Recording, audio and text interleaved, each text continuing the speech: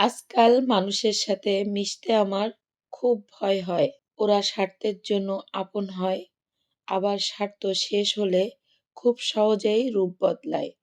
উচিত কথা বললে যদি কেউ জ্বলে, তাহলে বুঝে নিও কথাটা ঠিক জায়গায় লেগেছে। ভিডিওটি দেশ এবং দেশের বাহিরে যে যেখান থেকে দেখছেন সবাইকে আসসালামু আলাইকুম। আমি ডলিস লাইফ থেকে সবাইকে জানাই আন্তরিক শুভেচ্ছা ও ভালোবাসা। আশা করি সবাই ভালো আছেন। আলহামদুলিল্লাহ আমার পরিবার নিয়ে আমি ভালো আছি।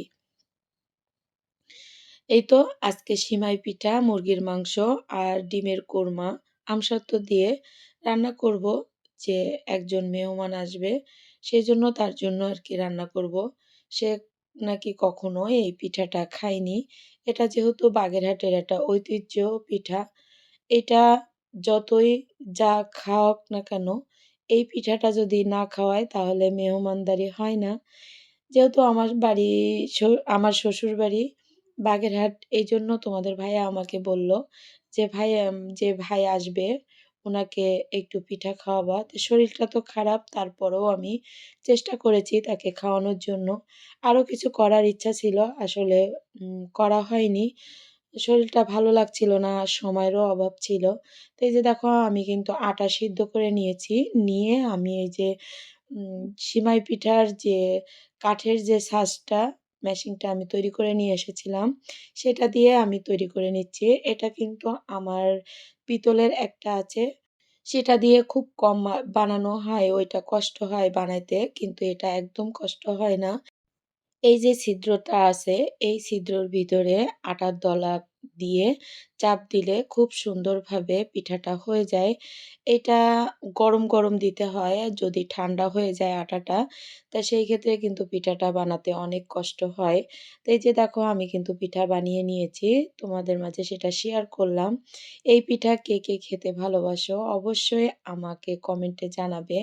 আর আমার কিন্তু অনেক ভালো লাগে এই পিঠা খেতে। আমি যখন ১ম শ্বশুরবাড়ি যেয়ে খেয়েছি, তখন আমার মনে হয়েছিল যে কি যেন একটা খেয়েছিস। তখন থেকে সেই স্বাদটা আমার জিভে লেগে আছে।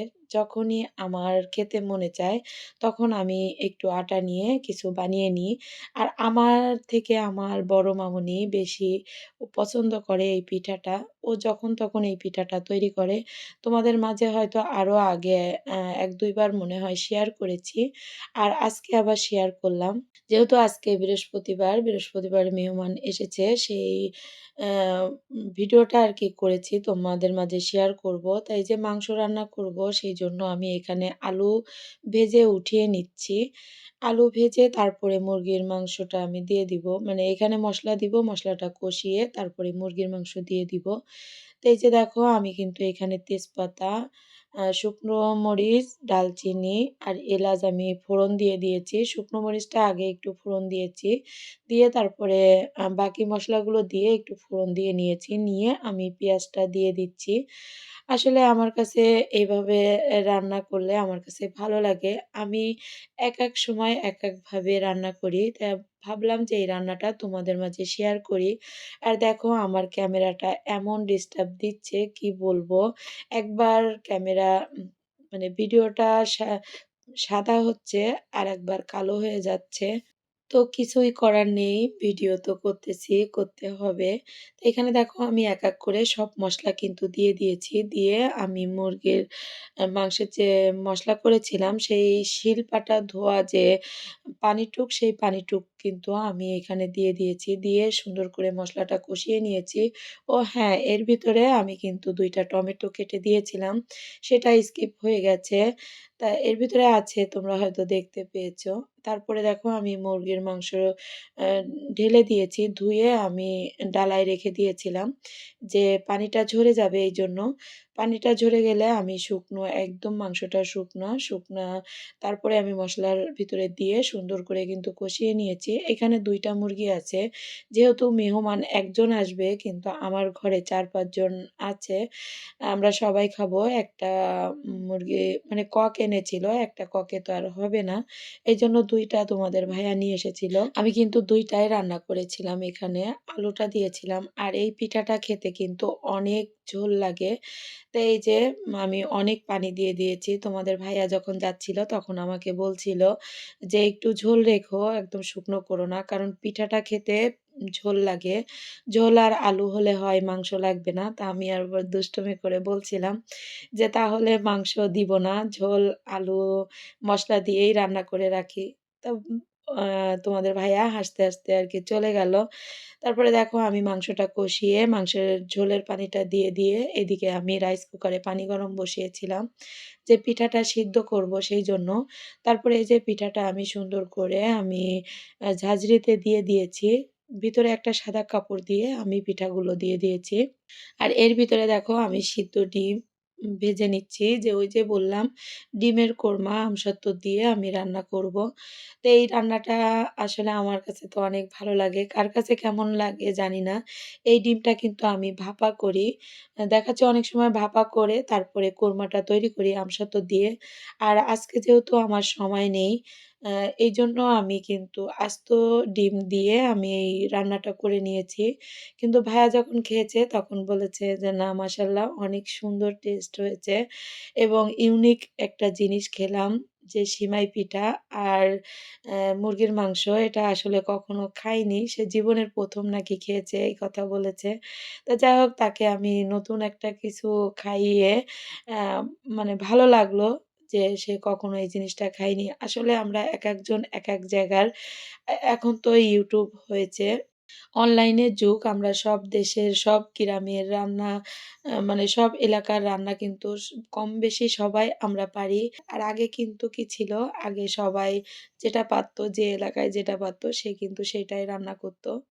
তো এই যে দেখো আমি আমসত্ত্বর ছিল, সেই আমসত্ত্বরটা কিন্তু আমি বের করে নিয়ে এসেছি। আমি তৈরি করেছিলাম। ওই যে সারা বছর আমি আমসত্ত্বর খাই। এই যে ডিমের কোরমা তৈরি করি, তারপরে রোজার মাসে আমার আমসত্ত্বর হলে ভাত খাওয়া হয়ে যায়। এইটাই কিন্তু আমি করেছিলাম। সেইজন্য আমি এটা মানে একদম আস্ত রেখেছিলাম। আমি পিস করিনি। এখন এই যে আমি পিস করে নিচ্ছি রান্না করার জন্য। তো এখানে আমি বেশ আরো কয় পিস নিয়ে নিয়েছিলাম। নিয়ে আমি কিন্তু এদিকে দেখো মসলাটা কষিয়ে নিয়েছি। আর আমি ডিমে কিন্তু রসুন দিই না। আসলে অনেকে দেখেছি ডিমে রসুন দেয়। ডিমে রসুন দিলে আমার একটা গন্ধ আসে, আমি খেতে পারি না। এজন্য আমি রসুন বাদে আর সবকিছু দিয়েছি এখানে। কিন্তু মরিচের গুঁড়া হালকা একটু দিয়েছি যেহেতু এখানে ডিমের কোরমা হবে, টক মিষ্টি ঝাল হবে। এজন্য আরকি আমি অল্প একটু ঝাল দিয়েছি। তো রান্নাটা কিন্তু অনেক ভালো লেগেছিল। আর তোমাদের কাছে কেমন লেগেছে অবশ্যই কমেন্টে জানাবে। আসলে তোমাদের তো খাওয়াতে পারব না। কিন্তু দেখে তো বলতে পারবা যে কেমন হয়েছে রান্নাটা। তারপরে দেখো এই যে আমি আমসত্ত্বটা ধুয়ে আমি আমসত্ত্বটা কিন্তু এই ডিমের ভিতরে দিয়ে দিয়েছি। ডিম রান্না করতে কিন্তু বেশি সময় লাগে না। আমারও ঠিক তেমনই হয়েছিল। অল্প একটু পানি দিয়ে আমি বসিয়ে দিয়েছিলাম। দেওয়ার পরে খুব অল্প টাইমে আমি রান্নাটা করে নিয়েছিলাম। প্রতিদিন আমি যেটা তোমাদের কাছ থেকে চেয়ে নিই সেটা আমি চেয়ে নিচ্ছি। আমার ভিডিওটি যদি তোমাদের কাছে ভালো লেগে যায় প্লিজ লাইক দিতে ভুলবে না। আর যদি এই ধরনের লাইফস্টাইল ব্লগ দেখতে চাও চাইলে চ্যানেলটিকে সাবস্ক্রাইব করে পাশে থাকা বেল আইকন অল অপশনটি সিলেক্ট করে রাখবে। এতে করে আমি যখন নতুন কোনো ভিডিও আপলোড করব সঙ্গে, সঙ্গে নোটিফিকেশন চলে যাবে তোমাদের মোবাইলে। সুযোগ বুঝে তোমরা সেটা দেখে নিতে পারবে। আর যারা এই কাজ করে আমাকে প্রতিনিয়ত সাপোর্ট করে যাচ্ছ তাদেরকে অসংখ্য, অসংখ্য ধন্যবাদ। আর যারা নতুন আসতেছো তাদেরকে বলব প্লিজ আমার কমিউনিটিতে একটা পোস্ট রেখে যেও। আমি সেই পোস্ট ধরে চলে যাব। কিন্তু শুধু কমেন্ট রাখলে হবে না। তোমরা যে আমাকে বন্ধু করেছো সেটা কিন্তু আমি বুঝতে পারি এবং আমার এখানে নোটিফিকেশনও আসে। আমি ওই নোটিফিকেশন ধরে কিন্তু আমি তাদের পরিবারে চলে যাই। তো এই যে দেখো আমার বাবা খেতে বসেছে। আমার বাবা আগেই খেতে বসেছে যেহেতু অনেকটা বেলা হয়ে গেছে খেতে। তারপরে ওকে খাইয়ে আমরা খেয়ে নিয়েছিলাম। আমাদের ভিডিওটা আর করিনি। আমরা সবাই মিলে একসঙ্গে খেয়েছিলাম। আর আমার বড় মামুনি তো মেলায় চলে গেছে। ওর তো স্টল নিয়েছে ওখানে। আজকে আমি যেতে চেয়েছিলাম কিন্তু যাওয়া হয়নি। কিন্তু শুক্রবার ইনশাল্লাহ যাবো। এই যে আমাদের প্রিয় মেহমান আমাদের ভাইয়া, সে আর তোমাদের ভাইয়া কিন্তু খেতে বসে গেছে। দেখো আমি খেতে দিয়েছি। তা ভাইয়া খেয়ে আসলে অনেক ভালো লেগেছে। ভাইয়া সেটাই বলেছে যে, "ভাবি অনেক ভালো লেগেছে আমার কাছে।" আর আমার বাবা কিন্তু এই ভাইয়ার সঙ্গে অনেক সুন্দর করে মিশে গেছে। ভাইয়াও অনেক ভালোবাসে বাচ্চাদেরকে। আর বলছিল যে, "আরাব অনেক ভালো। সবাই আমার বাবার জন্য দোয়া করবে।" আর আমি একদম ভিডিও শেষ পর্যায়ে চলে এসেছি। ফিরে আসবো নতুন কোনো ভিডিও নিয়ে। ততক্ষণ তোমরা ভালো থাকো, সুস্থ থাকো। আমার জন্য দোয়া করো। আল্লাহ হাফেজ। আসসালামু আলাইকুম।